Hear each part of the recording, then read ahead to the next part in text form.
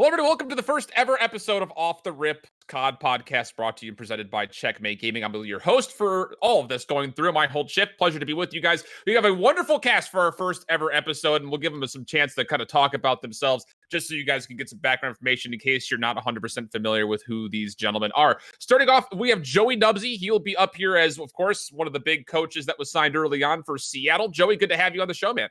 Thank you for having me. Hope everyone is having a fantastic day. I love the candidness. And of course, we also have Easy Mac. He's an analyst for the Atlanta FaZe. Of course, the brand he just most recently announced. Congratulations for that, Easy Mac. Good to have you. Thank you. He's got the high quality microphone for us this evening as well. We love to hear it. Oh, yeah. And then finishing things off, Exceed will be joining us, of course, a substitute player most recently announced for the Minnesota roster. A very exciting couple of last 6 months for you, Exceed, since you turned 18, moved through the path to pro, no problem, in the open bracket, and now getting signed. That's got to be exciting. Yeah, it's been crazy. I'm just looking forward to the future, getting further.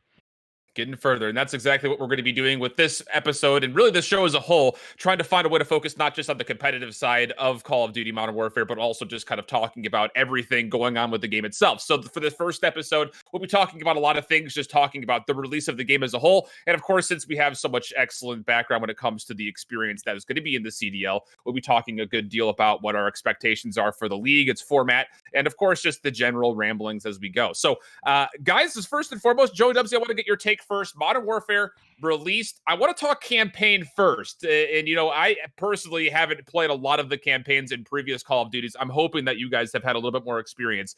But Joey, what were your first reactions? It seems like the community is pretty excited about what the campaign has been able to offer for this title as a whole. I'm actually a big campaign guy. I've played them in pretty much every title except for the past maybe few because they just got kind of bad. So I'm actually big into campaign. When this game was first getting announced, I liked the time frame a lot. I liked the sort of environment that they had it in. So I was really excited to play it. I haven't finished it yet because I've obviously been busy with a couple other things, but I've played through a lot of it and it's pretty incredible. It's really it's really real and it's really graphic and it kind of, I don't know, it paints a picture. And I think it's important to play. I learned even though it's a fictional type, the whole thing's obviously fictional. It's in a fictional place and everything. It shows a lot of real world things that are actually happening, and right. I thought it was really cool. What about for you guys, Mac and Exceed? You guys have a chance to play through it all yet, or are you guys doing it in pieces? I played it a little bit. It's actually really fun. The last even good campaign I think was it Black Ops 3? And that was the last semi decent one. So it's been 4 or 5 years. So I don't know. I've played the first 4 missions I think, and it's actually pretty fun. I've just been playing multiplayer though, getting used to it. So yeah, I already beat it. I played when the servers were all down on the first night. I couldn't get on, so I just started playing the campaign. So I got 7 levels in, and then I started playing multiplayer. And then when I got bored, I went back and beat it.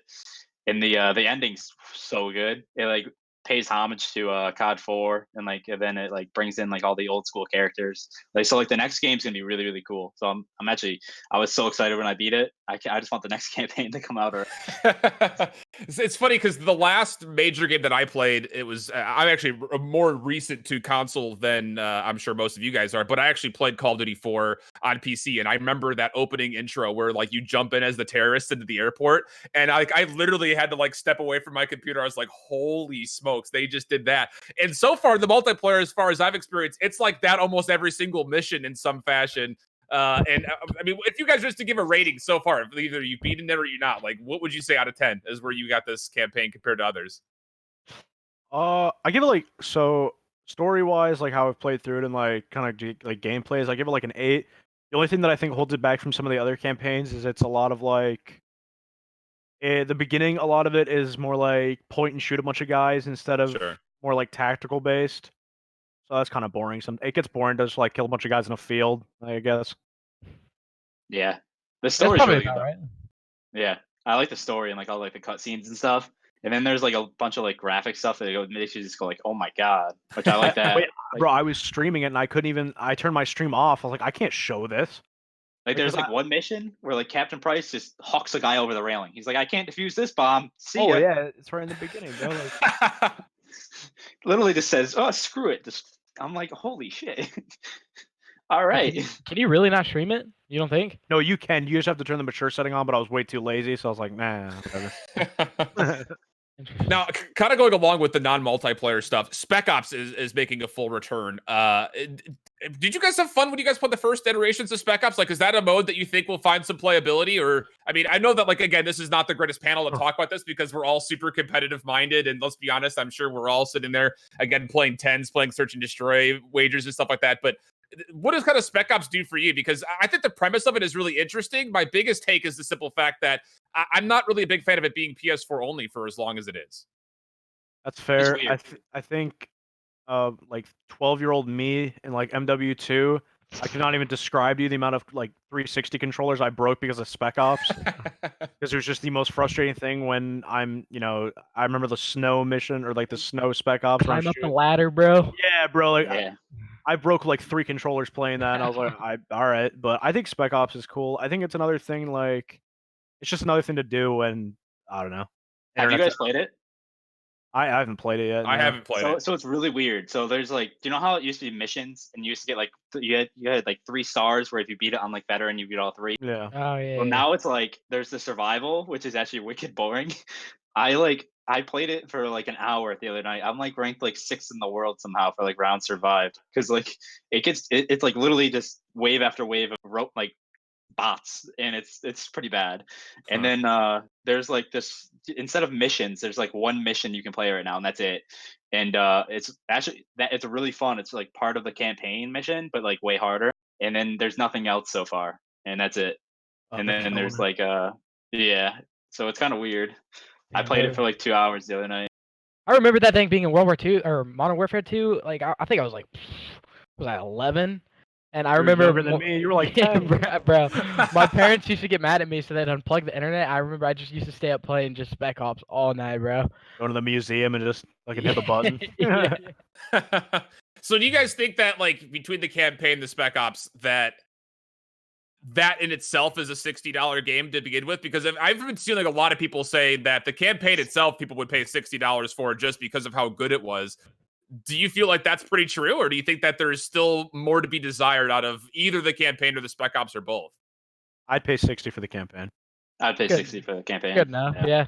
Yeah, okay. That seems pretty fair. I was kind of in the same boat. I haven't really barely touched it yet, but I love that I've been hearing as much as I have. Now let's switch over to multiplayer, because this is where I'm sure most of this podcast will be talked about. We'll try to break this down into different fashions as much as we can for talking points, but it's been absolutely mayhem yet as far as how things, when it goes to maps, when it goes to the modes that are out, when it goes to just the general mechanics of how the game has felt. Of course, we had that most recent patch that we'll talk more about, Dead Silence and, hardpoint rotations and stuff like that. But I want to start on maps first and foremost.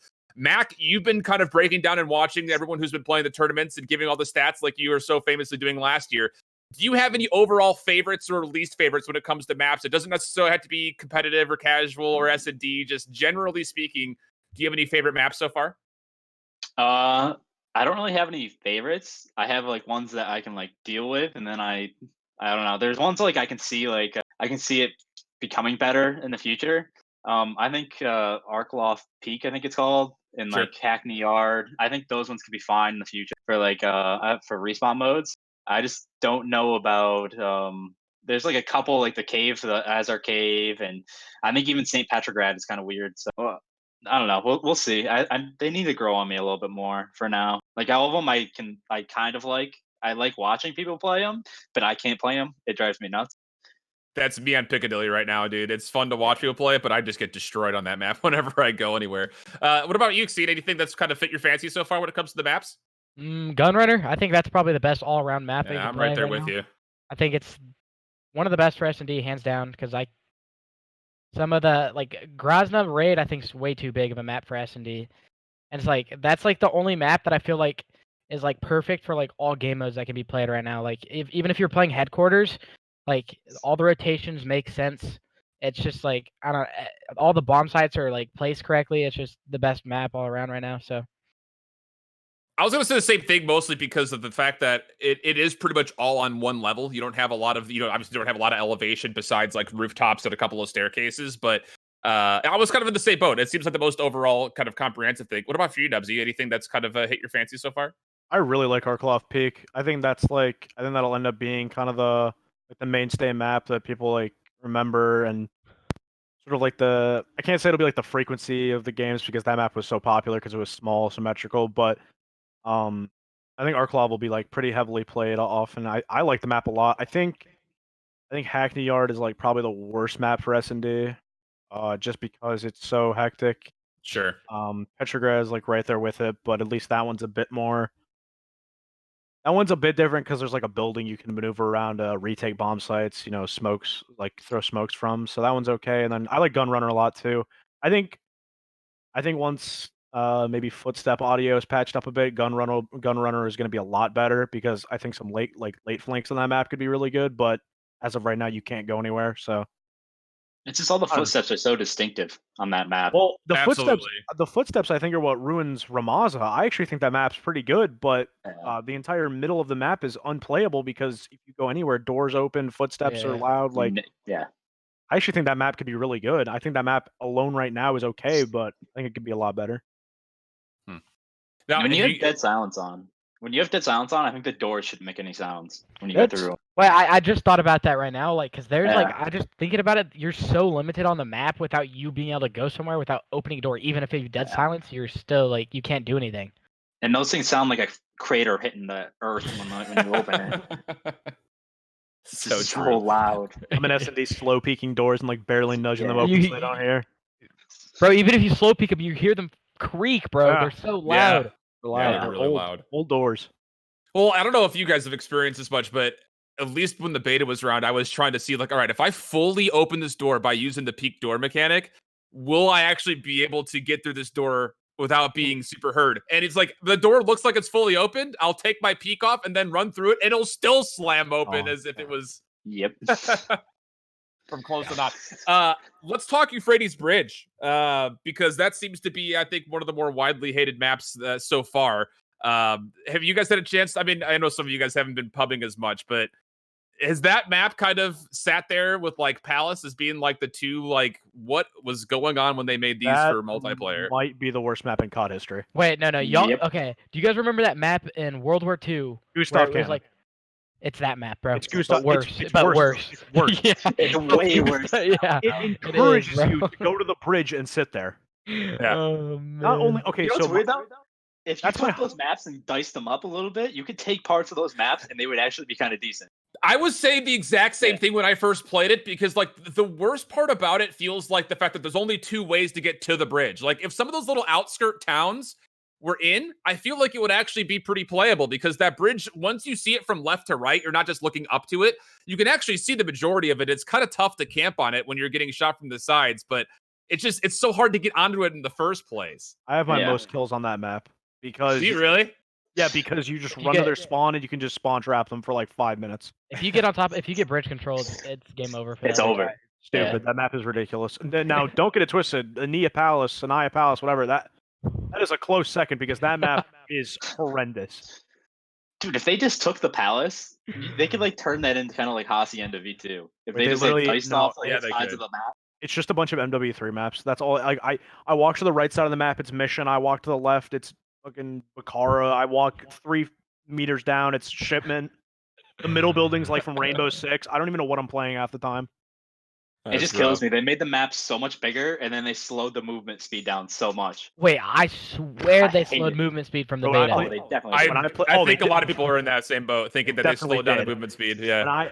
When I like first loaded the game, when I played my first pub when the game dropped, I was like, what is this? How am I moving so slow? Like, it was bad, but all good. It's just pubs. I haven't played them in 2 days. So rounding into that conversation, obviously we don't expect Palace or Euphrates Bridge to be involved in the competitive rule set, and I know you guys have maybe a little bit of inside info as far as what might be there. But I would resign. Let's say that you were able to pick like overall best competitive map, whether it be Search and Destroy or whatever the third map mode has to be, or Hardpoint. Let's just run down the line here, starting with Nubzy. What would you say is like the best competitive map so far? Whether it be map mode specific or if it's just for every mode. Arklov Peak for everyone. But if not, I actually really like the rotations for St. Petrograd. The Hardpoint rotations for St. Petra?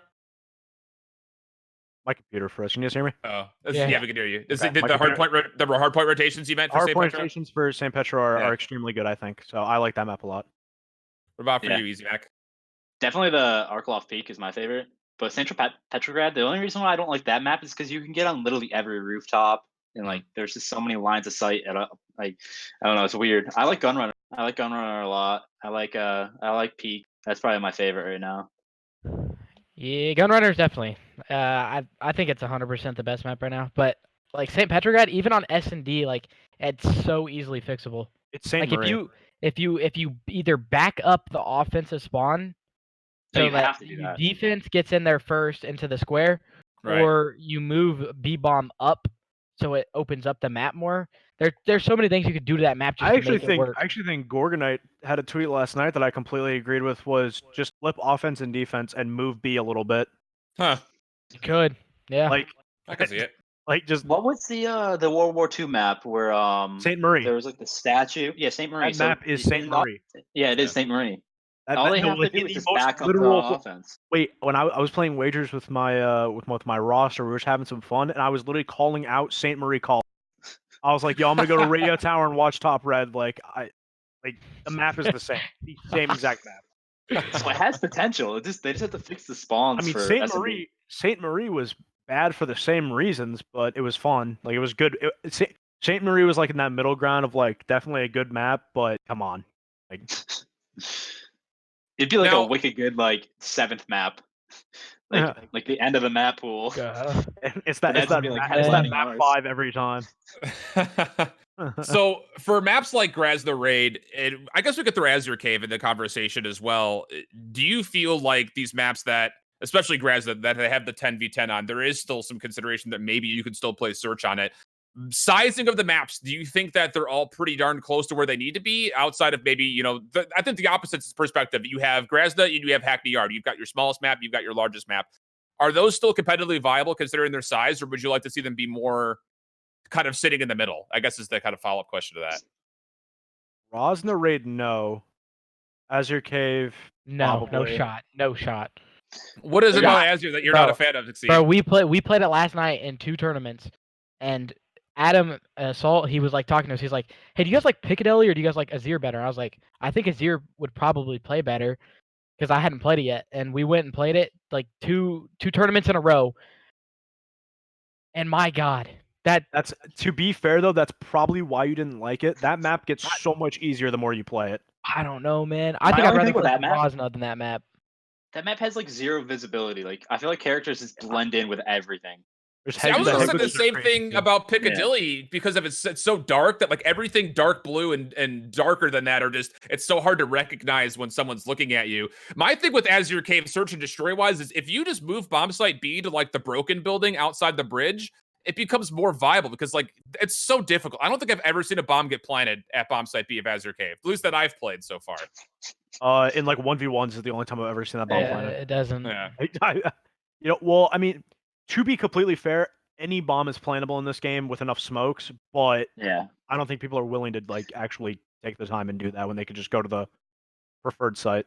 Sure. Well, I feel like a lot of these maps would be better, but there's just like 1, footsteps are terrible, so it's like ruining a lot of the maps, and then 2, battle chatter is absolutely ridiculous right now. Oh, That's a good battle point. chatter Oh, is it's- something fierce. Bro, It's you'll be Wow. sitting in a destroying corner maps right looking the now. opposite direction. Your guy will hear contact in the field, and you're Bro. like, wait. My favorite is I was watching Clay last night, and Clay tried to make like this super sneaky play against us, and I think it was like Priesta. He lets Priesta run right by him, and all of a sudden you hear Priesta yell, Priesta's character, "He's right in front of me!" And then all of a sudden Cell just turns around, and there's Clay sitting in the corner, and I'm sitting there like, this is worse than that thing that we had last year where like Fog of indicated War? the mini. Yeah, that's worse than Fog of War, but Took hands Fog of War down. for granted. Yeah. Yeah, this is like Fog of War on steroids. It literally calls it out They're for like- you.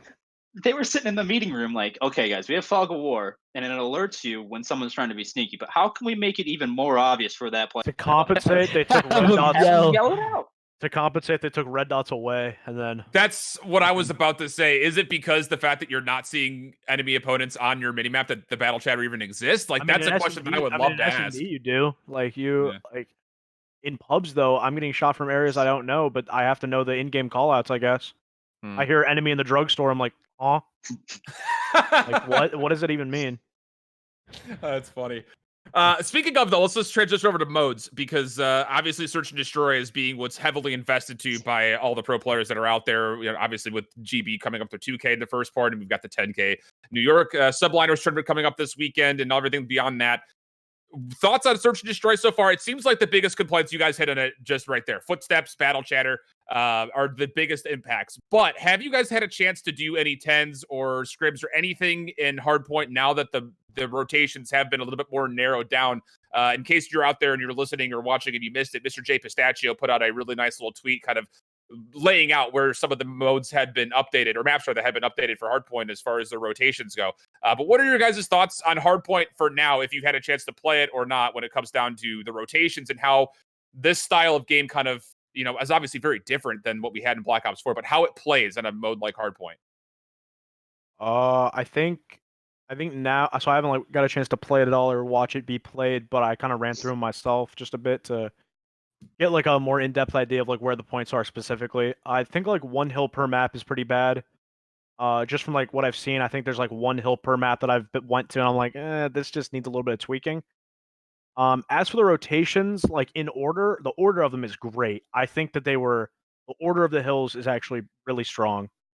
For the most part, there's a couple exceptions, but actually really excited about Hardpoint. Just like running through the maps today. I think it's going to favor a certain playstyle that maybe some teams won't be used to. Sure.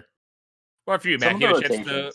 Yeah, some of the rotations are kind of long, and with the slower movement speed, it's like you're entering like a weird spot, which is kind of like I started thinking about like other modes like CTF. I don't know how CTF would actually play in this game because like your guy just can't, like, even that you have like the super sprint for 2 seconds and then you like run like a turtle. So I don't know how CTF or like any of those like real objective based modes would be. I think Hardpoint and if we did like HQ would be fine, but some of the rotations are kind of long. But a lot of the maps, as Joey said, there's like one hill where it's just like, this is just going to be a terrible hill. It's going to be god awful without like nade spam and smokes just being everywhere. It's just going to be cluster.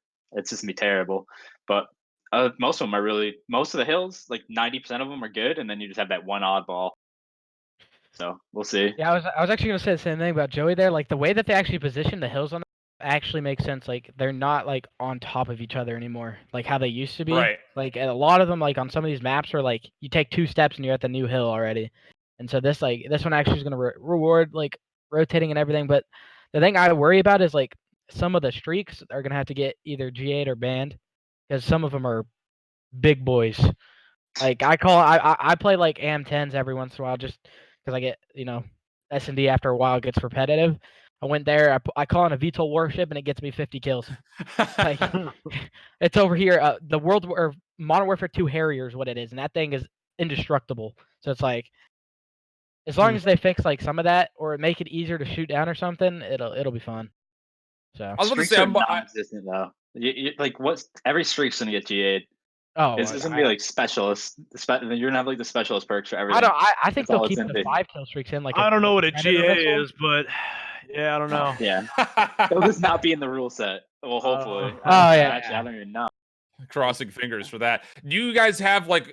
Because we were talking about just before we started off that there, like you guys had mentioned, there were a couple of hard points in specific that are going to be really tough, like the one on Arklov Peak that's literally super tiny with no cover in between it. But do you guys think that there's going to be a best map for when it comes to hard point, or do you think there are going to be certain maps that you say that these are for sure going to be hard point maps coming for the competitive rule set, at least in your mind?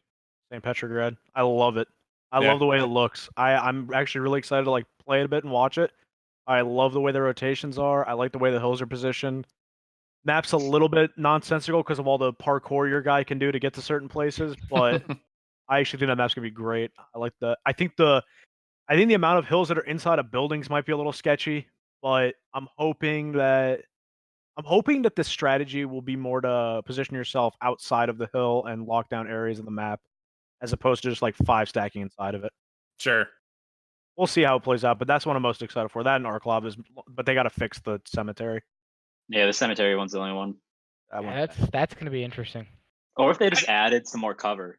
If they it'll added get more cover, tombstones, some more tombstones leading up to it. Yeah, I mean, I was going to say, is it adding more cover or just giving it a bigger like no, it's definitely giving diameter. it's definitely giving it a bigger diameter because like That's where I would go first. even to be on the hill, if you like lay down on the hill, your feet are probably sticking out of it anyway. Like But they could Sticks easily out. move that hill actually, because like right now it's in like the top like center of the map. If you move it to the top right hand side, there's a house that they don't use. You could easily put that there and make that like the 4th hill. So you can do the number 5 hill for number 3, and then switch to the number 3 hill to number 5 and push it all the way to Sure. the right.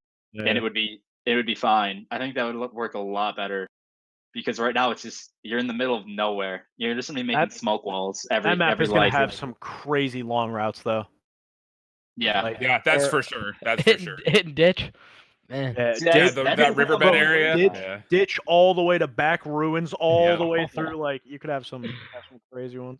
Oh man. Yeah. It kind of feels like with that map in specific that there's going to be a lot of like what we kind of felt for. I mean, again, spawns. We don't really know exactly what that's going to feel like. And there's been big question marks regarding how the spawns have felt so far in respawn modes. But it kind of feels like that map is going to have like the frequency syndrome, where it's like you spawn so far outside that it's going to be really tough to anchor those outside of like kind of extremity points when it comes to that map. I think it's gonna be like Gibraltar. Yeah, I think it's spawns gonna are be- gonna be big. Spawns are gonna Yeah. be big. It's gonna be like Gibraltar. You're gonna have to just chalk time because you spawn so far out. Yeah. Or like Yeah. retaliation from IW, where you'd spawn all the way back grave on the like the P4 hill or whatever, and you'd literally just have to chalk it because there's no shot. And that game had a jetpack, so there's probably That's no what I way. liked about last game. Last game, you could just challenge a hill all the way to 0, and then you can be halfway across the map in 5 seconds. Yeah, sick this game, game- honestly. This game, you're gonna have to chalk it at like 25 seconds because your Yeah, rotation time's gonna be half a I minute. actually Yeah. loved BO4 for that reason. I loved watching a game Yeah. where scrap time rewarded you. Well, what a sick system. But Such is life, right? Such is life. Now, you guys were mentioning for a small moment that that headquarters might very well be that 3rd competitive game mode. My whole thought on that is let's just play a world where headquarters is the 3rd competitive mode. I don't know how much I would like seeing the hills being in the exact same spots as Hardpoint. No, and that's kind of what I'm wondering. You know, when they initially were doing headquarters and we saw the maps from, again, Jay Pistachio put those all out, there was like 20 different hills. Would you like to see those hills be inverted or flipped? You know, so you're not just playing the same areas of the map for both modes. If headquarters was the 3rd game mode, I can't even think because headquarters is the most miserable game mode. I like Yeah. like this. No, I like it's terrible. I can't even think. I don't know how that even made it in. Honestly, like made it into the game. Like I don't know how it's in the game. I would rather play Dom. I honestly would rather play Dom than Really? Headquarters. I would rather Yeah. play fucking what is it called? Gridiron from World War II. Gridiron was actually really good though. I don't know I- how they Little didn't ball. manage to get in. I don't know. I liked Headquarters like Gridiron. the problem with headquarters is half the spawns are on the headquarters. You can essentially spawn on the point. Like it's an absurd game mode, and the spawns are broken in pubs at least. So I can only assume it'd be.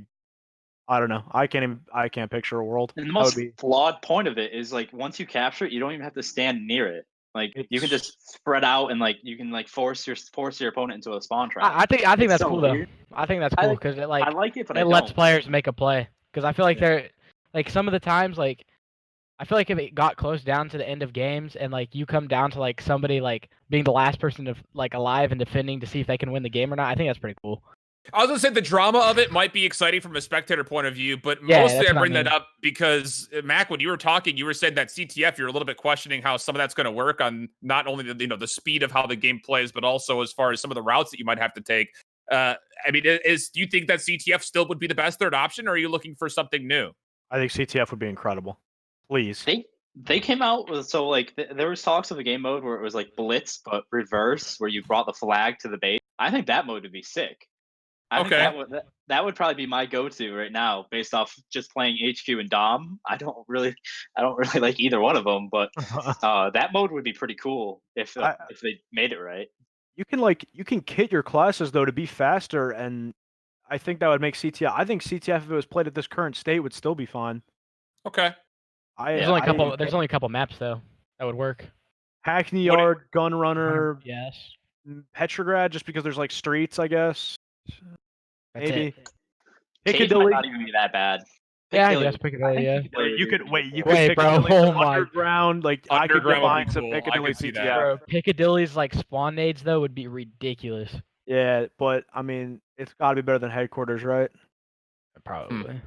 Yeah, because that was my biggest thing with like maps like even Gunrunner, but definitely Hackney. When it comes to CTF in specific, like you could just overlay the entire map almost, especially with Hackney. And that was what my concern is. What you brought up, Exceed, was that it's just the viability of being able to find different routes would be a little bit limited on a map like Hackney. But Piccadilly, I think you're right, would be a really, really fun one. I could even see the one on Arklov being good. We were just talking about the fact that that ditch, that whole riverbed area, is pretty underutilized and such a long route. But you can pull That some map cheeky is stuff there. massive. Wait, It's there's big. no It's big. there's no way that could be played Wait, on. the biggest problem I think with Arklov is I think that if you went to like their point where I would like assume the flag would be, and you like blocked the spawns, I think they would end up spawning in that back ruins like way in the back. Oh, that's Yeah. true. I didn't really Like think they about would have that. to, they would literally have to cut that part out of the map like completely. But Big thoughts. Big thoughts. I don't know. I like CTF. That's a game mode that is just should be in Call of Duty. It makes sense. It's exciting. It's tactical. It's team-based. It's Yeah. really team based. Like Right. it promotes things that this game wants to promote, like hitting your guns in certain ways. Add mobility. I don't know. It just makes sense to me. Interesting. Final kind of thoughts as we kind of wrap up this part of the conversation and get into the big talks about mechanics and things that you would like to see changed for the multiplayer. Gunfight, do you think this is going to be the new wager mode? I mean, it's been a while now since we've had Gunfight out. Alpha was there. Do you think that's going to be the new 2v2 wagers? I love No, Gunfight. But I like it a lot. Yeah, I like this to play it. Wait, no, I don't think 100% any, it like, is. wagers or anything. If they took away the footsteps, it could be. But right now, you can literally crank up your audio and just sit in the corner and just listen for the entire. Because the map's so small, you can hear everything. That's the problem with twos right now. So that's why I think Yeah. Gunfight is more fun because like me and Tiny, we went and played at like a 2v2 tournament, and we were running around on bombs, and people were sitting back trains, gun runner, like just listening to us to see which bombs that we were going to. We were like, Yeah. what? So If I don't know. they I think literally turned Gunfight's off the fun. footsteps. Yeah. Wait, it would Gunfight. be I think perfect. Gunfight's really fun. Yeah, Alec I versus agree. and I'm I having are a blast with currently. Alec and I are 650-0 on 2v2 Gunfight pubs, so it. we're just waiting to start jumping there and get some tourneys under our belt. Because that was my whole thought process when they initially kind of leaked the whole Gunfight thing, back, this is a while ago now since we had the alpha, and even before that, just the multiplayer reveal where they were playing it a bunch, was that like it seemed like this was built for the factor that this would be the new wager mode for duos out there, instead of doing search and destroy 2v2s. think I'm the really only- excited for when the in-game tournament comes, because remember they were talking about the in-game tournament. I want to see how that plays out. I think the problem with it a bit though is so like that one map that's really popular in Gunfight King is Mhm. so stale. Like after 2 rounds of that, I'm like, okay, I know exactly. Like I can. This is stupid. Wait, which I can one's look King? across. Like I know what's happening.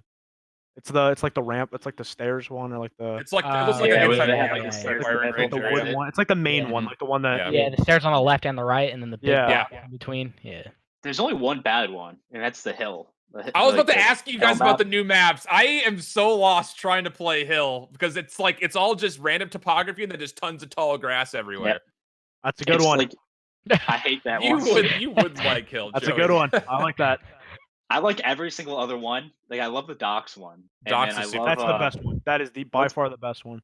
Oh yeah, and then my second favorite is the one where like it's in the gulag or whatever. It's like where like The it's in, like, the showers? bathroom. Yeah, Yeah. I love that one too. If I'm being And then it's, honest, like the docks one's probably better than most of the multiplayer maps. all the gunfight maps are better than the Just multiplayer expand maps. them a bit. They're incredible. Yeah, they're really fun. Cool though. So let's get into the mechanics thing. Obviously, we just got a recent change late last night with Dead Silence being now essentially completely silent, and yeah, Exceed's happy about that. But there's been a lot of thoughts on obviously it not being a specialist utility and becoming a perk. I'm sure we're probably all in a consensus that that should be the case. But I also want to talk more about things like trophies, and there's been recent conversation about how many of each tactical nade you could have. Like getting 5 smokes off the rip is maybe a little bit too strong to have, but at the same point, the other side of the coin is it's pretty necessary. So I want to start with the analyst first. I want to start with Mac. Your thoughts as far as things like trophies and nades and how they're earned so far, and if they should be changed, what would you do to change them? So a lot of people were talking about last night, like having like one nade, whether it's the tactical or the lethal. I don't think it's that bad yet. I think if you make trophies, like if you get 2 trophies off your specialist or your field order, I think that would be fine. I think if you make trophies take away, I'm not sure if they take or if they like destroy the smoke. But if when you have the trophy down, if it destroys the smoke, I think that'd be fine too. But I don't think. I think if you took what's it called, Dead Silence, and made it into a perk, I think you would have to do it in perk 3, just so it would still make you choose between options. Because if you put it in perk 2, everyone's just going to put it as perk 2 because there's not a lot of options in there. So I don't know. I think it's. I'm not really against taking away the nades. I kind of like having all the tactical equipment right now. I wouldn't be for taking away more tactical stuff that we haven't had in past games, and that's why the past games have sucked. So I'm not really for taking those away yet. Fair enough. Nubzy, what do you think? What are your thoughts on that from the coaching perspective of it? I think 2 smokes are fine. I think 2 smokes in an S&D, like per round, 2 smokes is good. 1 if it gets out of hand still, we'll have to it would take some testing. I think 2 smokes. They got to make trophy systems more. They're too slow right now. They're in this weird place where it takes too long to pull them out. They blow up on impact with a grenade. Like it's not like if you're throwing it and they nade it, it's got like the BO4 thing where it just disintegrates. Right. As for Dead Silence, so I agree that it should. Okay, so in theory, it going in perk 3 would make the most sense because you'd have to choose between like Battle Harden, and you'd have to make a choice. The only issue is that I think it would have to go into perk 2 because there are actually no perk 2s. None. Like there are just 0. Like unless they slotted a perk 1 over. But even then you'd only have 1 perk 1. There would be no decision to make between double time and flak. Like there's no, or EOD or whatever. And then I think you'd have to put it in perk 2, which does take away a little bit of the decision making. But I mean, they threw that in the beginning, so there's no going back on that one. I low-key wish it would just scrap all of perk 2 and just make you choose between the field orders for perk 2. Yeah, I mean, sure. Oh, there's nothing. Trophy. That'd be cool. Like, trophy should probably be an equipment too, right? Like, yeah, I don't know why it feels like it should be, right? It feels like it should be. Because right now, like, I don't know. Then you also have the conversation that then you're getting a trophy system every single round. So does that too heavily counter being able to smoke, which I think we would all probably agree is a necessary element in a game that's. I don't think it should blow smokes up. I don't think it should counter a smoke. So I think smoke should just be able to pop. Sticks and frags, then you think? If you have 5 smokes, though, it should. If you have like too many, you just shouldn't have 5 smokes. Like I agree with that, but you just shouldn't be able to have 5 smokes. I think you at least have to have 2 smokes on the map, at least, because I think it's 2 because the maps are so big to the point you have to smoke your crosses right away. Like if you want to get somewhere, especially on like St. Petrograd, like you have to smoke that train cross if you're trying to get into that. It has to be done 1 to retake. So I think 2 smokes would be fun. I do too, but. We'll see what it all transpires. I'm excited. It's just going to be interesting because, like, trying to limit how many smokes you can bring in, it's like, how does the game determine, who gets their tacticals and who don't, and who doesn't, rather? So you wouldn't be able to do that. I don't think it does. Well, yeah. That'd be interesting. Okay, movement-wise, we all touched on it at the beginning that we feel like the movement has definitely been reduced since beta, and I think it's pretty clear that it has been. A lot of people have been saying that they would like to see the movement speed not only adjusted to be closer to where the beta was, but essentially take the movement buff that Dead Silence gets, take that away, and just make that the base movement speed. I'm a firm believer that Dead Silence does not give you a buff in movement. No, it's FOV. It changes your FOV, but has anyone actually tested like someone with side by side, like actually doing it like a 40-yard dash to see? No, but you definitely feel faster. Yeah. I think it's FOV. I think that's all it is. Though. I think it's just in your head. Yeah, but it definitely seems like you move faster. So I think like with the movement, I think moving it. Honestly, as much as I don't like the movement speed right now, I think it needs to have a very subtle adjustment. You don't want beta move. Beta was a little bit too fast. No, you just need like a small 5% increase. Just something that you need to find the happy medium between the beta and now. I think just slightly slower than the beta would be good. Because I think the beta was fast enough to the point where, I mean, then again, the maps I don't know. I'm thinking of this like from a competitive standpoint, but from pubs, I mean, you might have to, like, I don't know, put overdrive in the game or something just to get around the map. So I don't know. Yeah, because cameras in the beta were pretty bad when you were like, you do the double sprint and then jump around corners, and you would go flying around it. I think actually 5% would probably work. Yeah, just something small. I don't know how the percentage works, so I'm just gonna assume that's a low percentage. So yeah, sure, that'll work. Well, because I was talking to somebody and there was like they were telling me about how like it's like or 10% slower than the beta because they were doing that like seems they were doing like aggressive. run. Yeah, they were doing like the 2v2 and they were like timing how fast it would go from like one side of the gunfight map to the other, and then they were doing it now and they said it was like substantially slower. So yeah.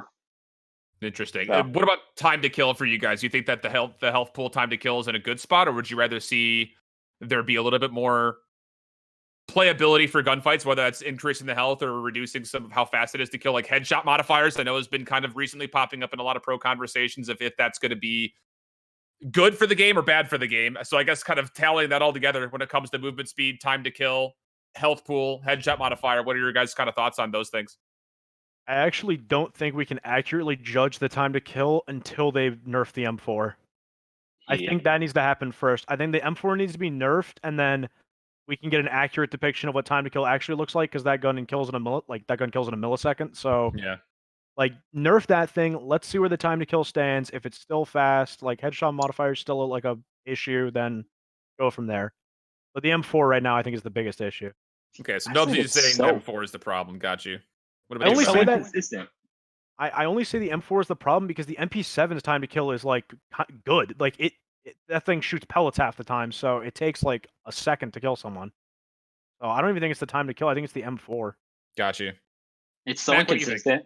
Like sometimes, like I feel like the time to kill is good, and then other times, like I'll see like somebody just get completely erased in like 2 bullets, and it's just so weird. It's so like inconsistent. I hate the headshot multiplier myself, just because sometimes like you literally just get destroyed, and it's like your head's not even on the screen anymore, and they'll still get a headshot.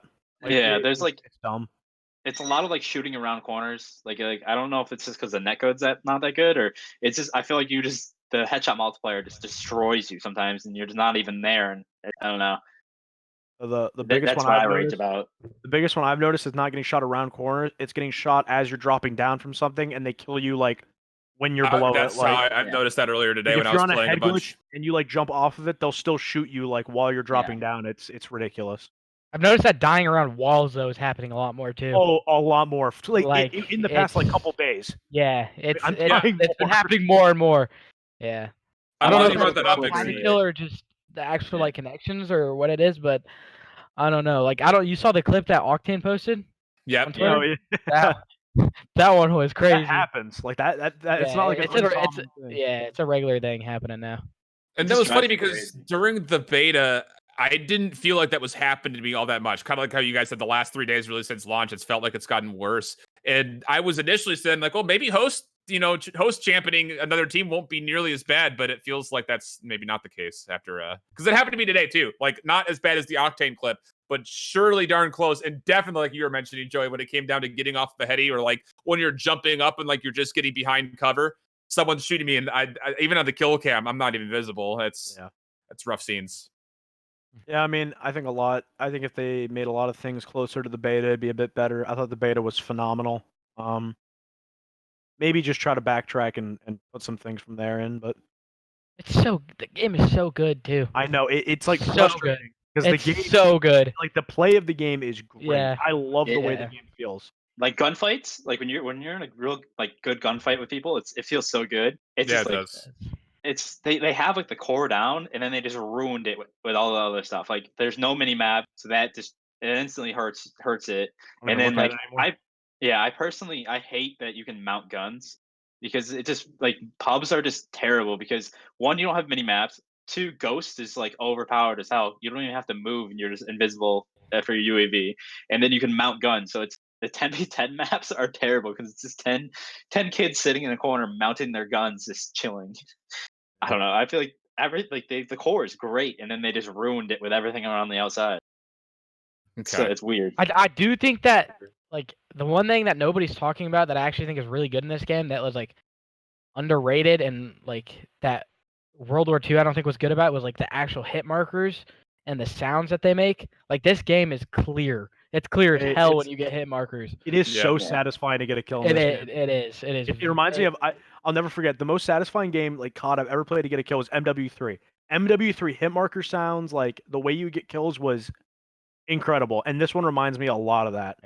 Yeah. So, I like Especially it. with the snipers. I love it when you get it when you get a kill with Those a sniper. are Or, Sniper like, kills are so satisfying. I love it. You could actually give a toddler a controller, and I'm pretty sure he could get a 5 on. Like, sniping is the easiest thing in this game by far.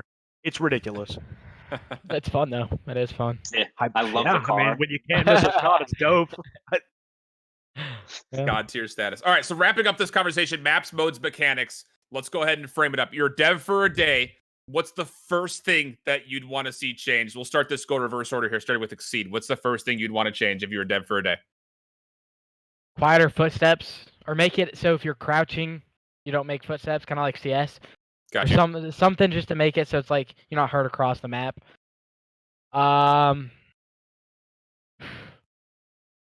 Maybe actually like cut off parts of maps, make them a little bit smaller. Just because some of them are just too big and they're just not playable because of like Grozno Raid. It's just you can't play that map on respawn. You're just Nope. It's a 40-second journey across the map. So I think those are two biggest things, honestly. And I think after that, the game's actually really good. So I feel that. What do you think, Mac? Dev for a day. What are you changing first? I'm definitely changing dead silence, like all that around. Footsteps. I like the crouching with the no footstep sounds. That's a good one. Just because, like right now, that's just terrible with the doors and everything. So I'd probably make the doors quiet, or at least quiet when you have dead silence when you run through them. At least that would be nice. Definitely dice up some of the bigger maps, make them in the smaller maps. That'd be and nerf the M4 just a tad, not too much. I don't want to like nerf it to the ground, just a little bit. you guys think it's that bad? Yeah, I don't think it's it's that ridiculous. bad. Really? I think it's absurd. I think It there's has- two guns. There's two guns that are like almost just as good as it. So if you even nerf it just a little bit, the Silo I think it is the first gun you get, and the M13 are Kilo. like right Kilo, there. that Or guy. Kilo, yeah. So like if you nerf the M4 like at all, those guns are gonna be probably better. So I don't think it's that It's just bad. up close is my problem. The up close M4 is ridiculous. Wait, no, It's that a I agree Maddox, with. that's That all I it agree is. with. Yeah. It's just the Maddox of this game right now. Right. It's weird. What about for you, Joey? I'm dev for a day. I'm literally walking into the office. I'm sitting down. I'm sending out a chain email to my designing staff. We're hitting the conference room. We're ordering takeout. We're sitting there for 16 hours, and I'm making some competent maps. And I'm putting out a DLC on like November 2nd, and we're literally launching 3 maps for competitive play because these ones, no. So I'm just making some new maps and putting them in. I'm making them smaller. They're going to be less just garbage on the map. 3 lanes instead of 31. Like I'm shifting the momentum because right now we're in a state of chaos on half these maps. That would be awesome for them to do. Just wait. Yeah. I'm gonna get the job soon. My favorite part. My favorite part is one of the devs came out and said like we took away 3-lane maps like to make the game more fun. And I'm sitting here like in the middle of like Piccadilly. I'm like, what about this is fun? You're sitting there looking around at like the 90 million angles you can be shot from. Now, I don't know. I kind of want to get your take on this. This wasn't initially in our little rundown, but do you think it's just to a point where Call of Duty, especially with franchising being involved, this is going to be like super competitive meta conversation? Does the game devs need to be looking at maps to make maps specifically for specific modes? Is that the biggest solution, do you think? Because it feels like a lot of our conversation so far has been the fact that some places, whether it be hardpoint locations, bomb locations, paths to take for things like CTF, are almost too forced. Would you rather just see them come out with, all right, this is the, we'll have, casual modes where, Piccadilly will have everything on it, but competitively, it's Piccadilly, it's Hardpoint, that's it. Would you rather see them do that? I'm gonna try not to shake with anger while saying this and twitch, but this should have been a thing for the past 4 years. Got you. The fact that we have not had like game mode specific maps is absurd. Like in a game where I get it, okay, Call of Duty at its core, at its foundation, is a casual game where people just get home from work, they relax, they shoot some people. It's dope, it's cool, it's fun. The second this was taken even remotely serious in a competitive setting, the devs needed to sit down and say, all right, look, we can make casual, fun maps, but also make them reasonable for competitive play. Like, it's ridiculous to me that this hasn't been a thing. And it's really easy to do too, because like you know how they It's have easier. like yeah, they have how they have like the cave mode or like the cave map, and then they have like the nighttime cave map. They Sure. can do that with the different modes. You can just have like CTF cave and like, or I don't even know what the name of the map is. It's whatever the name of the map is. You just have like different versions of it for the different modes, because every mode needs different things happening, like to happen on the map, and like it's not a one size fits all. And it's just, some of these maps are going to be very clear this year that they're really good for some modes and then really bad for, and it's been like that for years. I genuinely think it'd be easier. So like, just random example. So say you were like constructing a hardpoint map, right? Instead of building this big map and being like, okay, point X is here, X, Y, Z, like 1, 2, 3, 4, here are where the points are. Instead, why wouldn't you just like, in a competitive setting, we want our hills to be here, here, here, here, and here. Yeah. Build the map around that to make it the Yeah. most competitively. I feel like that's easier. Like you're working. All you would have to inside do out is at just that build point. 5 settings. Just build Yeah, 5 settings where you want a hill, and then fill in the map. That's all you have to do. The environment can be whatever you want it to look like. Make it casual, fireworks. I don't care. Just make the map better. And then when you do CTF, just try to like be unique with your lanes. To have a bunch of different lanes, but don't go crazy. Not 32 lanes. Just have like 7 lanes, like 7 different alley like ways to get from point A to point B, and then like fill in the map. Any setting you want. That's what I'm worried about with CTF. Yeah. Is like they're not just being 3 lanes. It's interesting take.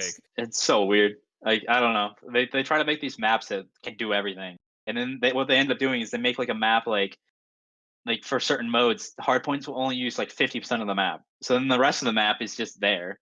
And then you have other game modes use the other side of the map, and then it's like rotation times are huge, or like flag caps, or like S&D routes are just ridiculously long. I don't know.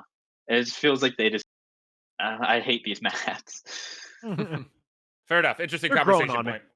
Yeah, so they're Some- growing on some me a of little them bit are. too. They're growing on me a little bit too the more I play, and that's obviously a little bit encouraging. But let's take this script and completely flip to the other side of things and just completely ignore the competitive side of things, because again, we know that it'll be PlayStation 4 only when it comes to competitive for CDL and as well for the open events that are to come with the Challengers division. But let's talk cross-platform. Obviously, we can kind of thank Fortnite for its innovation to make cross-platform occur in this day and age. I don't think I would be in a spot where if someone were to tell me 2 years ago that Call of Duty will be a cross-platform game that anyone can jump in and enjoy, I would have said, there's no way we're 2 years away from that. So what are your thoughts on cross-platform so far? Like it, hate it, don't really care? Just kind of getting your thoughts as far as the ability to allow cross-platform to even exist right now in Call of Duty. I still don't know what an Xbox icon looks like, so I could be playing against cross-platform kids all the time. I wouldn't know. Xbox is so fine. weird. You can't crossplay PC with console. It's not fair. No, you can't. That's the only thing. Like Xbox and PlayStation, FOV and the fine. hertz. It's just it's not fair. Yeah, the game looks crazy different on PC. As someone who's playing Control on PC, I can concur. It looks very different. Oh, you're one of them. You're cheating. Well, hey, I need it, all right? Let's just go ahead and just say that much. I need it, all right? Just got to go ahead and crutch myself a little bit with that. It's like a completely different game. You have way better graphics. You have a way stronger console PC that you're using. But yeah, you're using controller, but I don't know. It's just unfair. You're on like a slightly higher advantage. Oh, that reminds me. Lag. FPS lag. I mean, they brought the hexagon square things back from IW. That was really refreshing. Right. I saw those in the corner of my screen. Yep. I literally started having flashbacks of Frost Uplink where I would just lag across the map because of those. I don't know how they managed to squeeze those bad boys back in, but more power to them, I guess. I don't know. I don't know if that's telling me my internet's garbage or what, but all Spectrum or something. I don't know what's happening. So that in mind, there has been obviously a lot of conversation. PC players happy that there's ability for their game, their version of the game to have a little bit longer, lifespan. Because let's be honest, if you try to queue up for PC lobbies in January of last year, you're waiting for 10 to 15 minutes. But would you be interested to see a tournament happen where you have like a PS4 only qualifiers, top teams get to a tournament, Xbox only qualifiers, top teams get to a tournament, PC teams only, top teams get a tournament. The best of each of the platforms play up against each other. Interested or not interested in that? Kick rocks. No, absolutely not. There's no way you're serious with that question, bro. No shot. Not even remote. PlayStation. First of all, I would not get on the flight to even attend something like that. There's no shot. If I was going to spectate my roster play against PC kids, I would actually tell them good luck and I would stay home. There's not a chance. Yeah, not a chance. They would get evaporated. Like, I mean, Xbox, PS4, maybe. Xbox would just get I don't smoked. know. Those guys, no, those I guys mean, would get they cooked. probably would. No, that wouldn't be close. Those guys would get fried. But I the whole would want to see that happen just to see that. Like, I want to see the results for that. Oh, That's it. Dylan Envoy would qualify for both. Yeah. He said that. He chose to say those words. I love him. I would be interested to see the results because, like, in my mind, like, I think the conversation at a certain point has a pretty big fallacy behind the fact that there are people out there that say, well, no, like, it doesn't matter if you're playing on a PC with mouse and keyboard. Like, I'm still going to be better than you. I personally do not see that being ever a thing. As someone who's now tried to do both, you can just do more faster on mouse and keyboard. That in its own right, take away the certain point that you could customize the game more on PC. The fact that you could do more actions at a single time on PC, I think already gives you enough of a leg up. But I think the conversations, it's interesting because you're looking at console players that have been playing Call of Duty at a high level, or at least a highly competitive level, for at least the last 6 years. I mean, it's been since Call of Duty 4 that PC even had a quote-unquote pro scene. I think just to see the experience that PS4 teams in specific would have in Call of Duty versus PC kids that might have a mechanical advantage, just to see like knowledge versus mechanics. Would there be enough of a difference there? I would be interested to see the results of it personally. I think the mechanics would just win. Like I don't think it'd be COD players that would. You could be as it wouldn't. It wouldn't be. COD It would players. be Shroud. It would be. You could be as smart. Right. You could be as smart as you want, bro. If you're getting smoked off rotation because the guy is swiping on you, like you're gonna lose. Yeah. I could be taking long rounds all I want. If I'm getting swiped on by a foul, like I'm not winning. Oh, fair enough. So if you were to have it either way, is say that you were given the option cross-platform for everybody to play COD, or it still stays console exclusive. It kind of sounds like you guys would be saying, just get me in with PS4 because I don't care about Xbox or PC. Is that true? Yeah, it's just because the ecosystem we're in is PS4. Yeah. If this was on the table, like what can we do? Like these are the options. Sure, maybe explore the other routes, but as of right now, the people that are competent enough to play at a professional level are on PS4. So. That's why I don't really care if Xbox is in. If they want to, sure. But PC, you would have to have two different scenes for that because PC would just have so much more of. But if you're good enough on Xbox, you're going to be good enough on PS4. Oh yeah, you would transition. You would just transition at that point. There's no reason for you to play Xbox. Yeah. So, quick follow up to that: would you rather see the game be controller on PC than controller on PS4 due to that level of extra customization you could do on your game? Yes. Yeah, I'd rather have PC, controller on PC. 100%. Exceed's still thinking. I don't think so. Really? Well, Explain. I mean, yes and no. Don't freak out at me, bro. Nah, like the whole. He can't even take himself seriously. This is gonna go well. No. The whole PC graphics and everything would be better. I just feel like it's just like it's gonna change up the whole way it looks with FOV and everything. Like you watching the game, bro. It would 100% be different. You could have. You could do that. That'd be cool. Right. Yeah, but I just feel like it would change it a lot if you did that. I would have no problem if they did something like that, locked FOV. But I don't want to be spectating somebody and them having all different FOVs while playing. If you know what I mean by that. Like as a teammate spectating another teammate, or as like a spectator in the audience watching the game? Audience, yeah. So, I mean, generally speaking, because that FOV with PC FPS is usually user-specific, but the spectator will always be on whatever the default game shipping is. You won't change the settings all that much. You'll still have things like anti-aliasing and desync. Yeah. So I guess it would work. If it was on PC, you just have so many more customizations you can do to the game. Like you could have like timeouts in S&D. You could have like match medics, because we all know at some point in this year the game is going to blue screen at the worst time, and then everyone's going to be losing their mind. And if it was on PC, one that would not, if it did happen, you could do match medic and just go right back to the moment. That's what I was about to say. Though. I mean, not even that. Like that stuff's ideal. Like obviously that's incredible. It's just a strict upgrade. Like at its core. Oh yeah. Like I don't even. We should be playing on the most efficient version possible, and I don't even care about the pause timeout. I just get us on some Earths. Like I don't even care if you have a PC and just slap a PlayStation sticker on it. Like there we go. We're still running PS4. Just put it on there. Sony PCs. Like do whatever you got to do. It's better than playing on PS4. My PS4 might explode. Like all the productions, if next level stuff, like looking at the production level they could do with that. Like it makes everything so much easier. I don't know. It's consoles are limiting at times. You would lag less. Would be nice. Absolutely. Oh, yeah. You wouldn't have to, backdoor Yeah. to make sure that Bluetooth didn't exist on your controller either, because you could just directly plug into your PC. Okay, that's an interesting conversation point. We'll use that as a segue point, though. Speaking of the Call of Duty League, obviously we do know that now it is going to be Sony exclusive PlayStation 4 with a controller, so that's what to expect in case you're not familiar with that. Same thing with the Challengers division. And we'll stay away from the conversation of what is the current best team, because I imagine you guys will say your own teams at certain points. But I want to get the idea as far as what is going to make a good team in Modern Warfare compared to Black Ops 4, because it seemed like, at least for Black Ops 4, it was all about team efficiency and just efficiency in general, being able to learn how to team shoot quickly, being able to get good efficiency out of things like your specialists when you're using things like score streaks. We don't necessarily have those same kind of things involved because of the fast time to kill, and now it's going to be kill streaks. Team shots, I'm sure, will still be there in some fashion, but what are going to be the biggest differences from Black Ops 4 to Modern Warfare as far as which teams will be successful or which will make a good team? Actual rotations. Yeah, It I has to think be a A lot team that smarter. rotates is winning. I've been saying for a couple years now, like every title that comes out, I always think it's going to be more methodical. Like, so for example, when World War II was coming out, I said this is going to be more methodical, slower paced. No, when Black Ops 4 came out, I was like, all right, 5v5, you're going to get punished if you, play like an idiot because there's going to be like more pressure on you. To an extent, yes, the game was a little bit more methodical to certain degrees.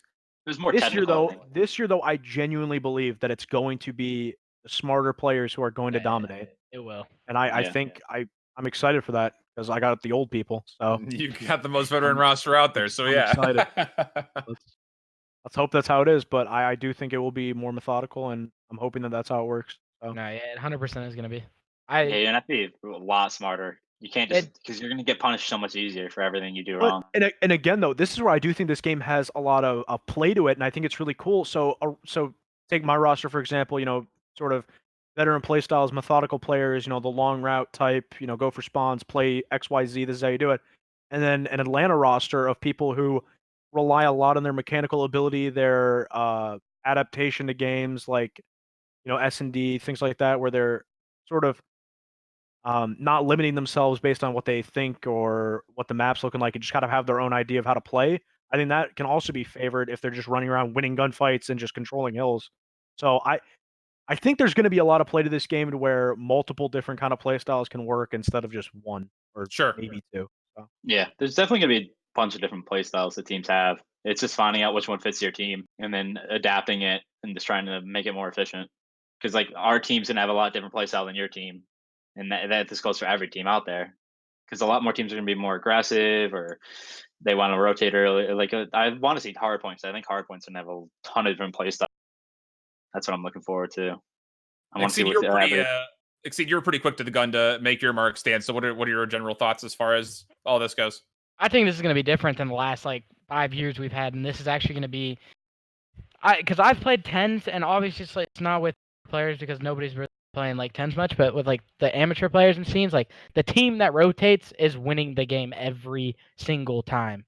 And it's just how it is because some of these hills are really hard to break, and so it's the team that's actually has the clock management and has everything, all the rotations and all their spots. Once you get set up on these hills, they are really hard to break unless you're using 5 nades, and so it's going to be interesting. But I do think compared to the last couple of years, this is going to be way more methodical, 100%. Interesting take.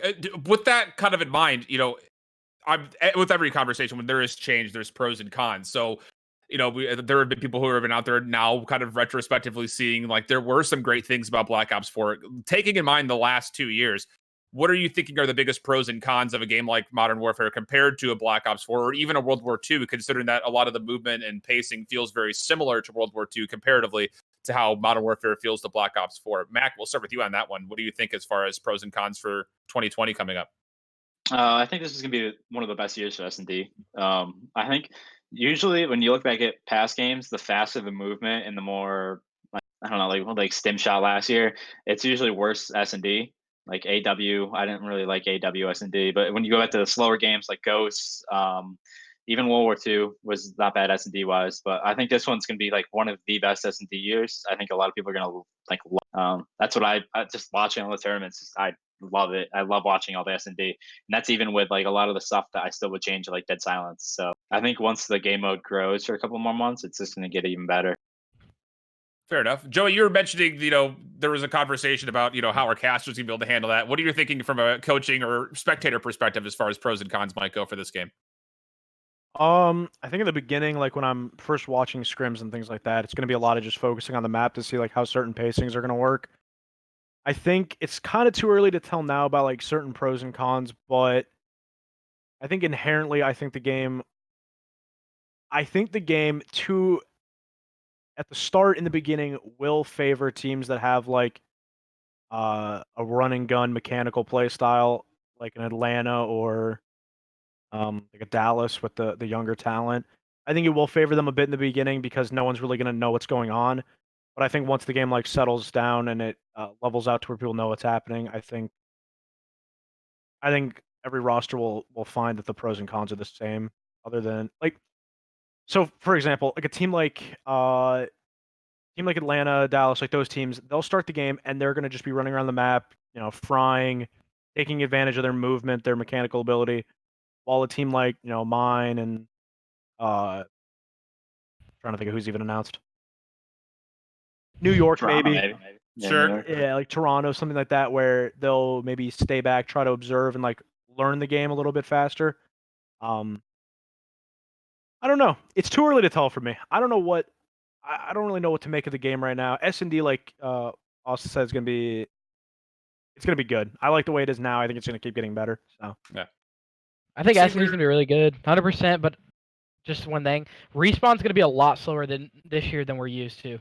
I think, like personally, like you're just gonna have like dead times in between your team hitting the hill because you're not gonna be able to solo break hills. So you're actually gonna have to wait for your teammates.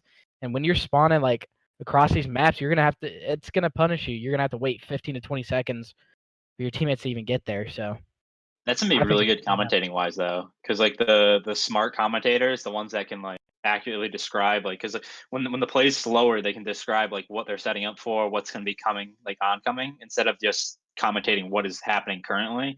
So it gives commentators an opportunity to have more of like I don't even know how to describe it, more of like progressive, like speak it before it happens, kind of like how Tommy Romo is doing it with the football right now. So I think I'm that'd be cool. so glad you brought up that reference. I was about to say, because like Tony Romo is doing a really good job of building a narrative behind like what are we going to expect? What are we seeing? What are we going to expect? I think and again, I'm not saying that there are stronger or weaker casters in the CDL lineup, because honestly speaking, I think the CDL talent lineup is probably one, if not the best talent rosters in esports. But I think people like Merc and Chance are going to be a million IQ when it comes to their casting this year, because they already are so smart about finding, okay, this is where they're spawning. This is how they're going to be able to rotate. This is how they're going to have to be able to break on things like respawn. And I think that is going to be very, very valuable. I'm so glad you brought that up. My biggest thing, and as much as there has been negative talk about specialists from last year being just, too broken, too overpowered, too much of a game changer, I'm worried that there's going to just be blowouts everywhere because of the things that you guys have mentioned when it comes down to you're going to have to be able to play this game very smart when it comes to like you are down. It's 2v5. You can't just charge in as those two people, because you're just going to get destroyed. And there's not going to be as much of a comeback, potential, because if you're just getting bodied, it's just going to be down to someone's going to have to pop off. Like last year, it was all right. Well, Team A is out of all their specialists, and they have a couple of score streaks maybe, but Team B are about to get all 5 specialists up. If they are able to stagger these, they could come back into this game. I'm just worried that there's not going to be as much drama involved. You're not going to get the kind of endings that you maybe got like on Seaside Hardpoint, or that you got in some of the control maps as well, where it got to round 5 simply because of the ability to piece together rounds through specialists. That's my biggest worry as like a spectator, is that it won't be naturally as exciting. And I know there's a lot of pros and cons to what I just said, so I'll let you guys pick that apart. I think that's like the idea behind it, though, is like that's kind of a spectator only thing. Like the idea last year of someone like walking to a hill, grab slamming, and gaining complete control and flipping the game on its head and winning because of that. It's like a wild ridiculous. Like that. Like I watched that so many times last year where my team's winning or my team's losing, and a random specialist happens, and We won now. It's a 200-point comeback. Here we go. Like that shouldn't be a thing, and you should get rewarded for dominating a game. So, for like spectator-wise, yeah, maybe it'll be a little bit boring here and there, but it's competition at the end of the day. So. Yeah, like it's just gonna have like instead of a wow moment being a 4-piece slam, like a wow moment's gonna be like a 3-piece like breaking into hill, or Sure. like a clean sweep when like when you have like a team fight like 5v5 at a hill, and like that's gonna be like the Nading two exciting people moment. out of a point. Ooh, 2-piece. I can already hear the crowds, man. I can already guarantee it. Like as soon as like that might be a worry now, but then like when the game's happening and then like all the excitement starts to build up, it's gonna be just as it's fun to watch. I bet, like at live tournaments and stuff. So I'm not too worried about that at all. Fair enough. Speaking of the line of spectator events and things like that, Champs going to be no longer essentially how we know it. And I kind of want to get your guys' take on this as we kind of transition into the rule set conversation.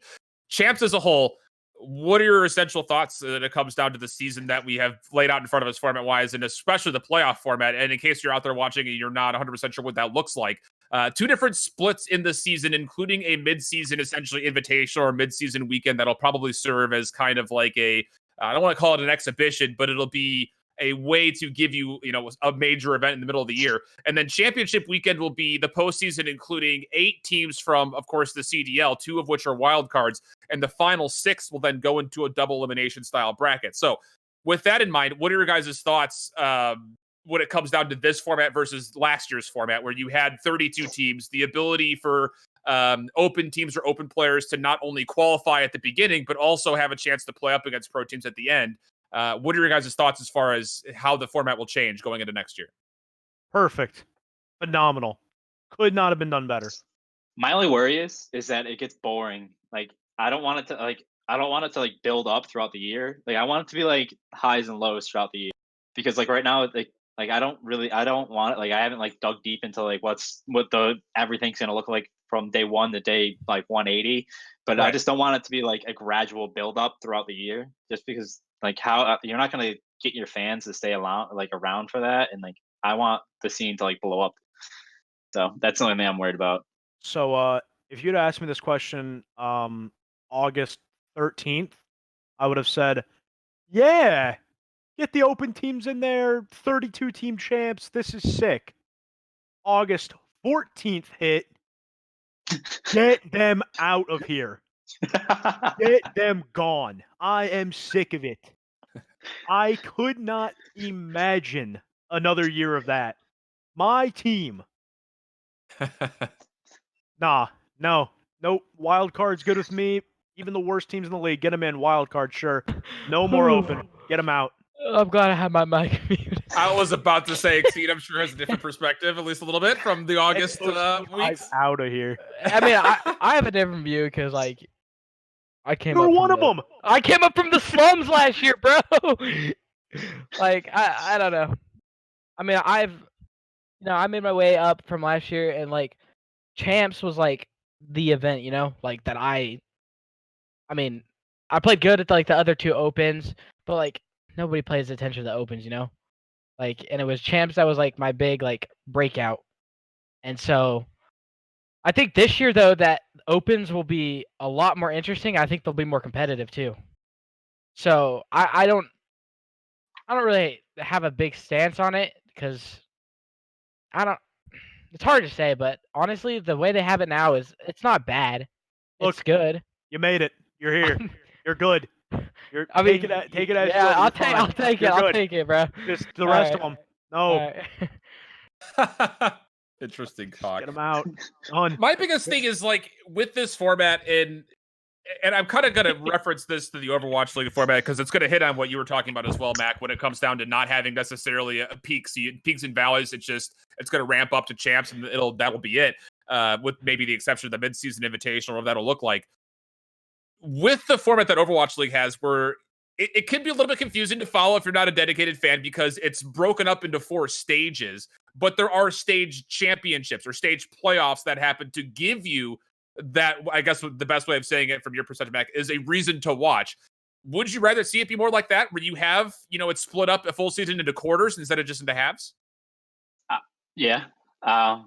just because I don't know. I'm just a little bit worried that it'll just be like a crescendo going from day one at the end of the year, and I just don't want everyone just to be looking forward to the end of the year. I don't want that one tournament just to be the one gem of the year. I want there to be tons of this excitement from day one, because like I already know it's gonna start off like really good, like just how it always does every year. The beginning's gonna be great. I'm just worried about the dog days, like the middle. And I know they have the midseason invitational, but like I don't know if that's gonna be enough. I just that's the only thing I'm worried.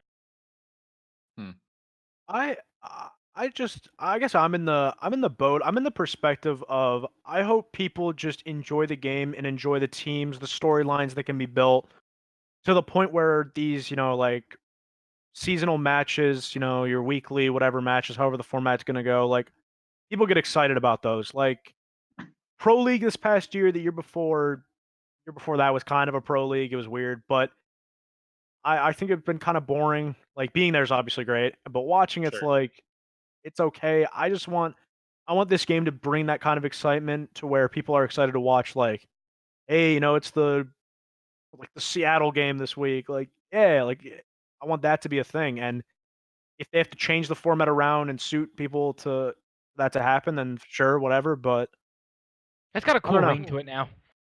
Like It's cool. Seattle versus Toronto, or like that's just cool to be able to say. It's just good. Like it's Yeah. great for esports. It's great for Call of Duty, and I hope it catches on as much as I think it should. I'm in the same boat. I think my biggest worry with this format is, like we saw this last year, there were teams that did not have the greatest beginning of the season that ended up making incredible runs at champs time. And if I hesitate to say that, everybody should make playoffs, and 8 should be fine because let's be honest, bottom 4 teams, even from this last year, were bottom 4 teams. So you figure that that's probably going to still be the case. But it's going to be interesting, I think, to see, like you guys mentioned, how those storylines develop, not just by region, but also who was on past teams with each other and things like that. I think all those concerns, though, are also pretty merited because I think at least at some point we're all thinking of the same way that, you're not going to get some of these incredible runs. Like you're not going to maybe have the same situation where Luminosity pops off when in Fort Worth, they win a championship. And then the very next event, everybody hates them at London because you're not going to have those peaks like we kind of saw. And for, whether it was merited or not, as far as those reactions go, just the ability to go event to event like that and have 2 completely different storylines in the span of 3 weeks was really exciting as at least a spectator and someone who watched the game pretty religiously. See, in my head, like right now, I'm viewing the season kind of like the MLB, where like you have like the build up throughout the year, you have like the midseason All-Star game, but ours is gonna be like a tournament. Hopefully, I don't know exactly the MSI, but then so like popping off is just gonna be like going on a streak, like a winning streak throughout the season. So I mean, I guess you kind of have that, and then you'll have like the home teams. Like I'm really excited to see like the home teams and the home environment. And I want it to be like that's gonna be cool. I want it to be like scary. Like I want people when people come to Atlanta, like I want them to like hate it. I want our crowd to be booing everyone. I want everyone to be like I don't want to play in Atlanta. Like that's what I love about traditional sports. Like I want love rivalries. Well, yeah, because that can be crazy. so escalated in esports too, especially Call of Duty. Bro, yeah, especially Call of Duty. Like I don't want anything like crazy, but I want like our fans to like booing everyone. Like I don't want it to get out of hand, but like I want everyone to be like, I didn't like playing there. That's what I want. Fans, I'm sick of everyone acting like they like each other. Oh yeah. I want some rivalries. I want people to publicly roast. I am sick of these people acting like they like each other. Wait, that's why this whole like thing that's been going on right now, you know what I'm talking about, has been very interesting. It's been fun. It's been fun to read on Twitter. It's exciting to watch. So. I love watching. I like reading this stuff and seeing these people just beef with each other because it makes the matches so much more entertaining. Oh yeah, everyone cannot wait for those like 4 teams to play each other down. Oh, absolutely. It's gonna be nuts. It's gonna be crazy. I don't know if you guys saw the Overwatch League home matches that happened in Dallas and in Atlanta, actually. The Dallas one is specific. They did, like, Overwatch League had done, like, an interview with the Houston players, and they were, like, so excited that they were getting booed in Dallas. Like, the fact that exists, because the entire first season was, it's everyone in LA, like, yay, they're playing Overwatch Live. And then it turned immediately into, we hate Houston, and they loved the fact that they were hated, because that dynamic, I think, like you guys mentioned, is a different level of entertainment that esports has not really had outside of things like the Overwatch World Cup, LCS championships when they're in places like China or Europe, and the whole community surrounds their regional teams. And I think you guys are right when it comes to Call of Duty, where drama is There's no shortage of it, and personalities get very boisterous. They get to certain points that they're playing. We'll bring that to a level that hopefully esports hasn't seen before. That's kind of what I'm hoping for. I just wish I could go back to like 1920 when the football was first getting, Sure. You know what I mean? Like started, and just to see how like people thought of it then. To see if we're in like a similar environment right now where they're like, wow, we really hope this. Did Joey just freeze? Joey froze. All good. Like I hope it goes to that, like if I go back and hear like, oh, I hope this catches on, like see if we're in a kind of a similar position, because that's what I want it to be like. I want it to be like a sport where it develops over time. Fans hate each other, like bar fights, whatever you got to do, just get it going. I'm trying to see some. And it's cool. It's cool to be like one of the people that are involved with it too, like the beginning of it. Like, well, sure. If it keeps growing, like everybody's hoping and predicting. Catch me in 40 years. Yeah, catch like me in 40 years, like fedora. Wearing a fedora with a statue in front of like the Seattle Stadium. It's just right in front of CenturyLink. It's just gonna be me. Like. He's gonna be snapping a clipboard over his knee with a fedora on. Two silver medals just in my hands. Like, get me there. That's an interesting conversation point. We'll definitely have to pin that one up, because I think there's a lot of conversation that can happen when it's, we're still in like the infancy of esports, and it's such a global reach already that it's hard to expand that bubble progressively without popping it. We'll probably have to get to that conversation at a different point, because there is a lot we could talk about when it comes to that in specific. But I want to go backwards to not CDL, but I want to talk Path to Pro, Call of Duty Challengers. And again, I'm glad that we have you on for this Exceed, because I think you're going to have a lot of insight for this. But we're going to have 26 potential total events when it comes to just local events, due to the fact that there will be open tournaments being held at these home stages. So when there is a weekend where CDL is happening, there will also be an open bracket event going on. Plus, beyond that, we're going to be seeing more things online, not just from places like CMG, but also from teams hosting things like we have coming up with the New York Subliners and their $10,000 event. At least as far as been guaranteed so far, when it comes to the CDL and the Path to Pro, we're expecting $1 million total prize pool. That does not include other OLT stuff going on. So with how event crazy things are going to get, what are your initial thoughts about how challengers will be kind of put in to the system as being a farm or amateur league, however you want to frame it? And do you think there will be enough opportunity in these open events for new players to get recognized, similar to, all the players we saw this year? Midnight Esports coming through to PLQ, players like Brack, players like Exceed, and, the Team War guys that have been picked up through their performances at Champs. Will this challengers format get it done for you, or do you want to see potentially more or less? I think it can, but I also think that it could blow up, not because of the whole thing, but I think that the way that I see it is that some orgs aren't completely trusted, if you know what I mean. And Sure. If there's that many events trying to fund players to go to these events, there's gonna be a lot of hiccups coming with that. And that's the biggest thing that worries me, is that because last year there were a lot, and I know from like the AM scene, like a lot of teams that were like a week before events, like looking for orgs, they can't find orgs, and it's like obviously not every team deserves full funding and stuff like that, because not all of them are that good, but like the way that I see it is that I think this year there's going to be, from what I've seen, there's going to be at least like 16 good amateur teams that I know that. If you're going to that many events, I'm just worried about team changes happening way too often too, because of how many events there's going to be happening. Like teams are going to be changing around like it's crazy. So I feel like there's a lot of potential behind it though. Like it's more events, more LAN. God, thank you. Because the game is I thought I was the best player when I played online, and I went to LAN and I was like, it's not the same game. Like it's completely different. And so if they're having that many events, it's important. I think a lot of the good players on LAN with that many events will get noticed. You'll start to see in the AM scene like what consistent good AM players are good enough. So that's the way that I see it. I don't know. I'd rather have 13 than 26 events, because it's just too much. You're gonna have teams are gonna be like, one day it's this, one day it's that. You're gonna have kids getting knocked, it's not even kicked off every other day. I just don't see teams getting funded for 26. And that's it's like once that's every like week. It's literally 26 straight weeks of events. If they go based on the that. not possible. So here's the It's- thing. Yeah, it's Here's- not possible. I can tell you exactly this is what's going to happen.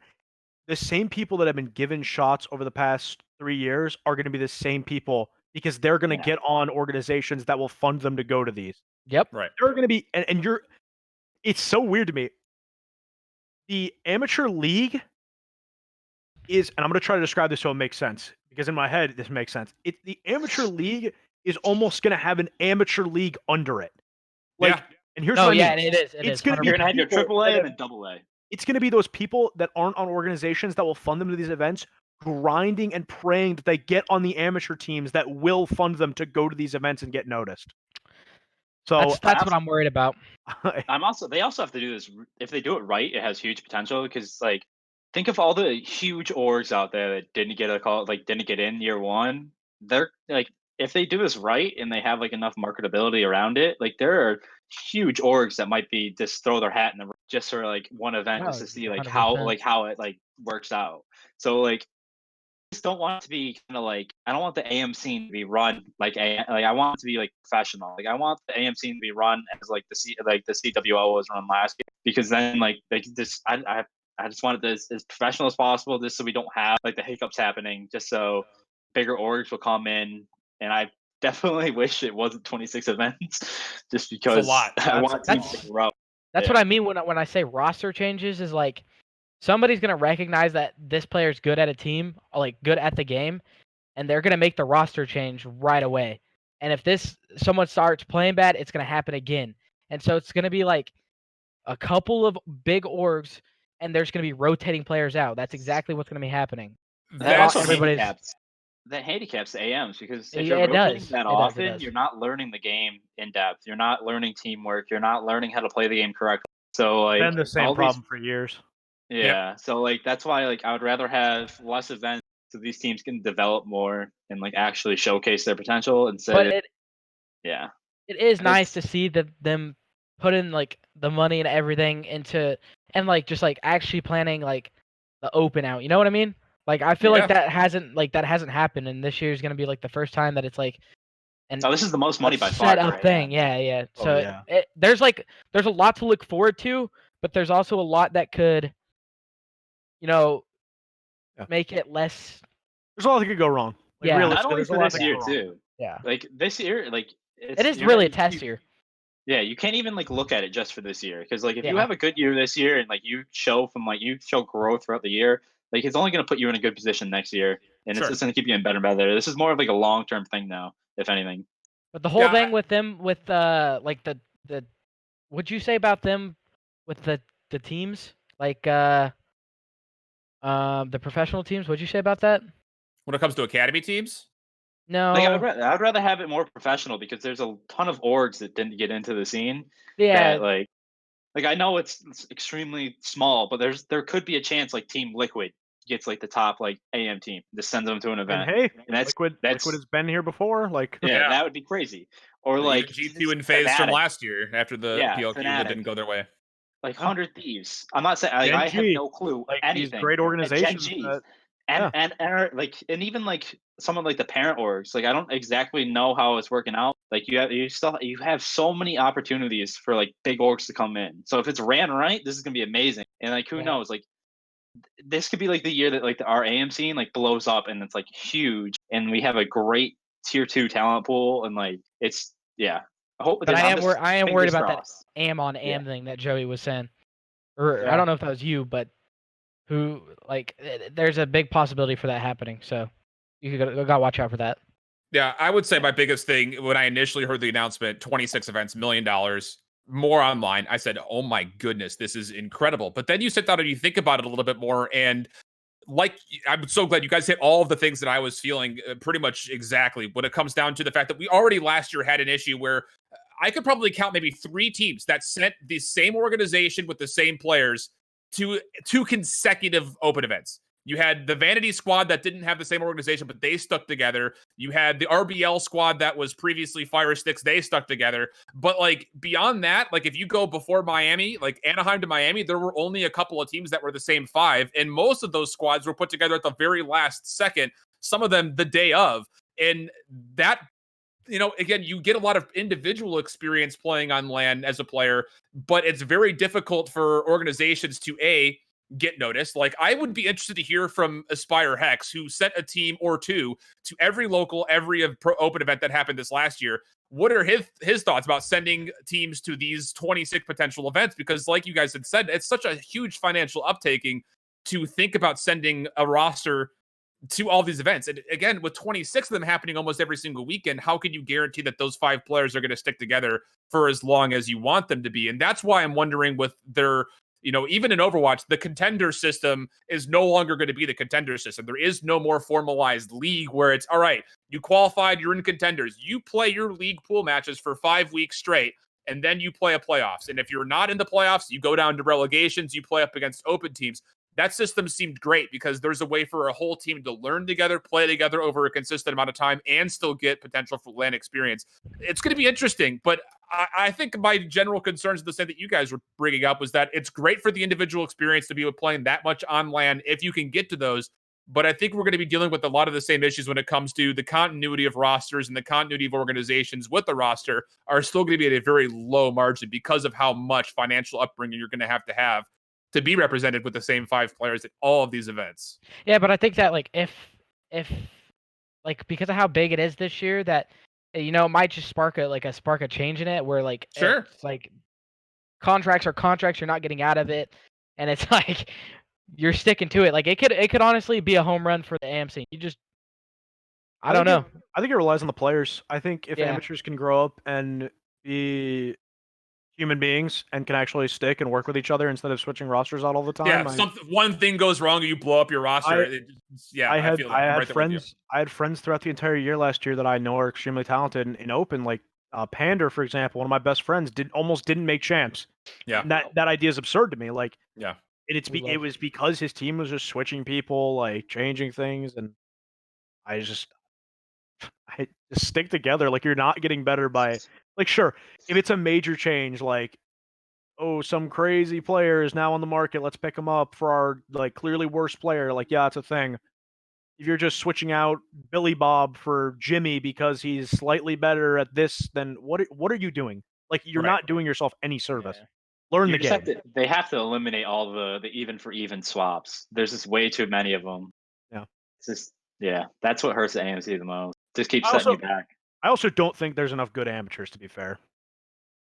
But is that a product of them having to individually run, or would that be different if they stuck people together? not caring. It's a product of people getting complacent in a situation where they're not nearly as good as other people.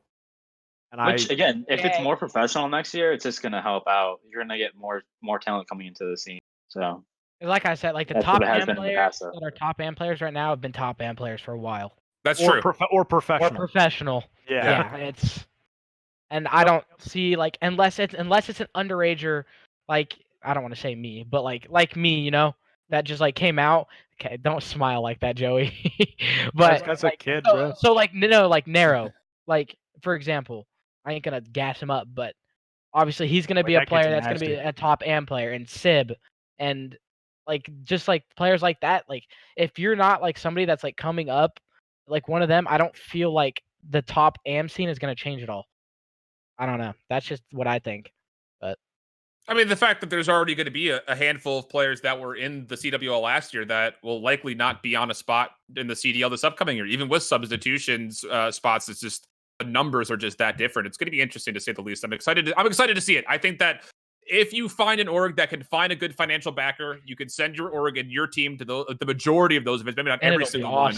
It's going to be awesome. It's going to be insane. Because again, it was a big shock to a lot of us that saw the PLQ go down, and FaZe didn't make it. G2 didn't make it. FaZe Black didn't make it. Pittsburgh Knights didn't make it. Oh. So many huge organizations that it's just like, you should be there. Like, they should. August 13th, man. August 13th. My year was awful. That's rough, dude.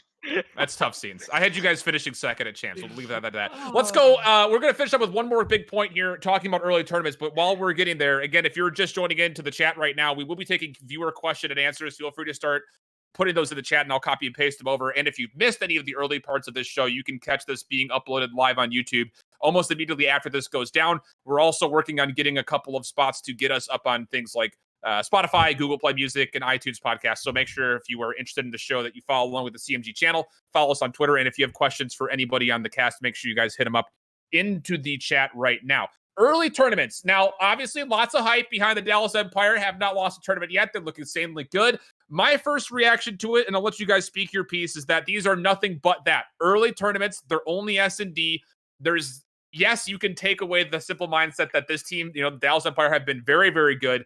But I don't think you can sit there and say that, like, oh, well, the LA Optic team not doing so great. Chicago's getting bullied around a little bit. They're going to be terrible teams. That is not at all what we should be looking at right now. So what are your biggest takeaways from early tournaments, if anything at all, for you guys on the panel? That Twitch chats are hilarious.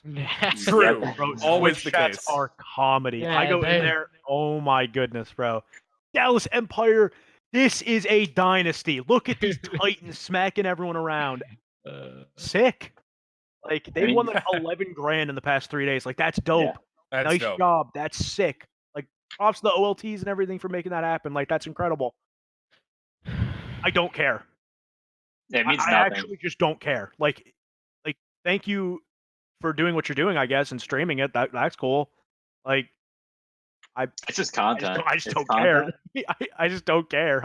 Like, you can win all the online tournaments you want, bro. It's dope. But let's scrim. Like, come on. Yeah. I think the thing is that, like, I mean, they're good. They're a good team right now, and everybody knows incredible. that. But they also know the game and know playing with each other better than anybody else right now. And that's because not a lot of the teams have been playing like they've been playing. Sure. You know?